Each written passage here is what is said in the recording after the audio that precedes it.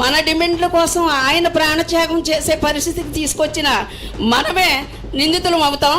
ఆయన్ని జాగ్రత్తగా మనం బలపరిచి కాపాడుకోవని ఆయన ద్వారా మన పిల్లల భవిష్యత్తుని కాపాడుకోవాలని మనవి చేస్తూ, ముఖ్యంగా దమ్ముగా వచ్చిన నాయకుడు ఒకే ఒకడు కనబడ్డాడు నాకు. ఇవాళ మా కాపు సంఘాలు అందరూ వచ్చారు. మొన్న మా డాక్టర్ రాము వచ్చాడు, గోదావరి జిల్లా నుంచి మా సోదరులు, వీళ్ళందరూ కాపులే.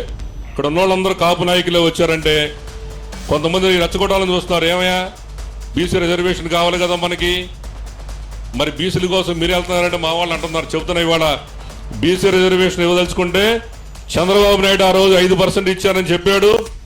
ఇవాళ దమ్ముగా ఆయన మళ్ళీ ఇచ్చే అవకాశం ఆయన చేతిలోనే ఉంది, ఈయన చేతిలో లేదు. ఆయన కూడా మద్దతే పూర్తిగా దానికి.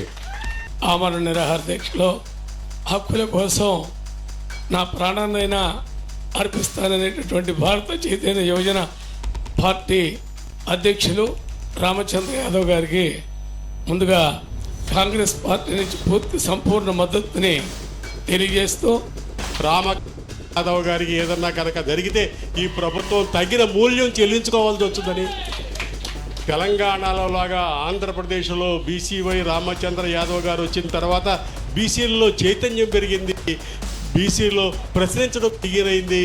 కాబట్టి రామచంద్ర యాదవ్ గారు ఇంకొక ఆల్టర్నేటివ్ శక్తిగా తయారవుతారేమోనని భయపడిపోయి ఈయన్ని పైకి లేకుండా తొక్కుతూ ఉన్నారు.